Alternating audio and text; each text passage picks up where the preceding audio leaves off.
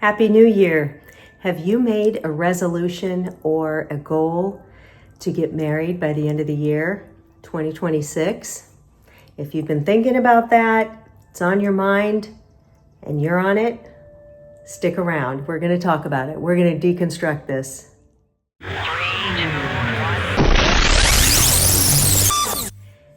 Happy New Year and welcome back to my channel. I am Marla Martinson, aka the Mystical Matchmaker. Yes, I've been a real life Cupid for over 2 decades. I'm also a calibration coach for single women who want to be their own Cupid and find their own soulmate. And I have a little story for you about a friend of mine years ago who made a New Year's resolution to finally find her soulmate and get married by the end of the year. Now, this is years ago, and I was matchmaking at the time, and we were having a heart-to-heart, and I did match her with a couple of my high-end clients, and both of them decided not to go for a second date. And when I probed in a little bit deeper, why weren't they open to a second date? Well, I found out that my friend was announcing from the get-go, I'm getting married by the end of the year. And that totally freaked. How would you feel, right? What kind of pressure? How would you feel if somebody told you that on the first date? Or actually, she told one of the guys on the phone before they even met.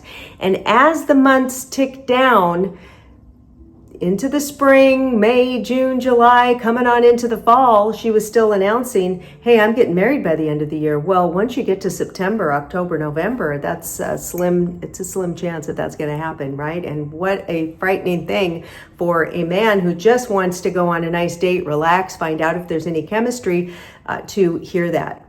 And so I'm going to give you permission to take that pressure off. I know our culture, we love to make goals. We like to be goal-oriented, whether it's losing weight, getting in a great relationship, making more money. I love that. I love planning.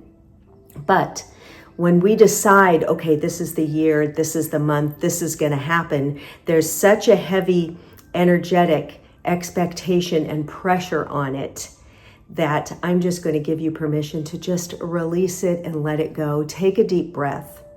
And I want to help you regulate your nervous system around this, because you may have a family, you may have parents who are saying, hey, when are you going to give me grandchildren? Or, hey, the years are going by, or maybe all your friends keep asking you, you're so wonderful, you're so gorgeous, you're so great. Why are you still single? And who wants to hear that, right? I get that question sometimes from the men, my male clients, when I'll present them with a bio, with a photo and a profile of a wonderful woman. And it's not uncommon where they'll say, well, God, she looks amazing. She's great. Why is this woman not married? Why is she not taken? Why is she still single?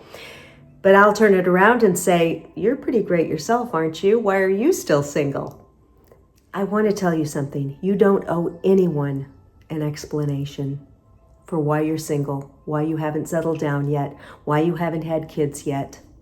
Let's take a deep breath, and I'm going to do a little healing for you, and this is going to really help release some of that angst, some of that pressure, feeling, well, the years are gone by, maybe you've picked the wrong people, stayed too long in some relationships, and now you're feeling that pressure to announce it, to declare it, to make that your goal.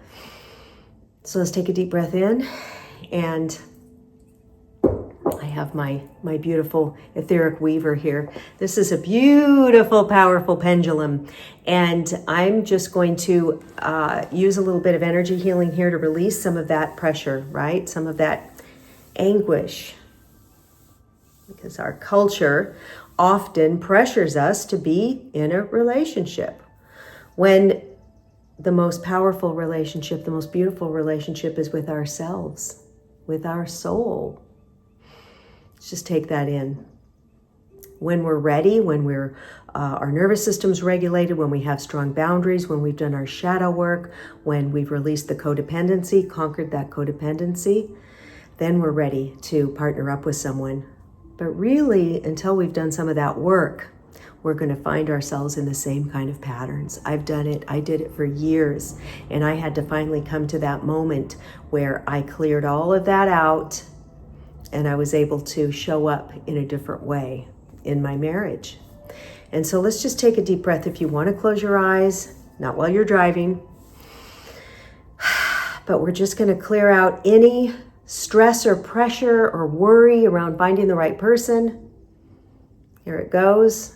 It's grabbing that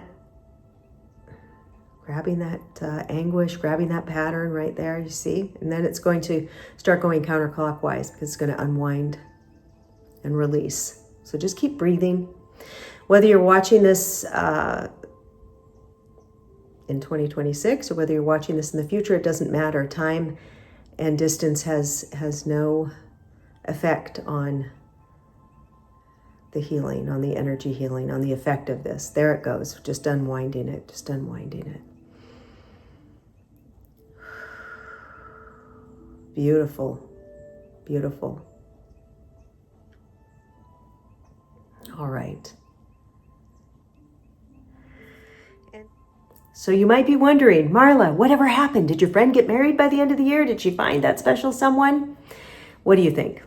No, she did not. She did not get married by the end of the year. And as far as I know, she's still single. She's been going in and out of relationships with different men that just don't go the distance and don't work out because there's some work that she needs to do. And so if you want to do that work, I have a great one-to-one coaching program called Liberate. The information's below, and I'd love to talk to you about it. And until then, breathe, love yourself, and I'm sending you much love.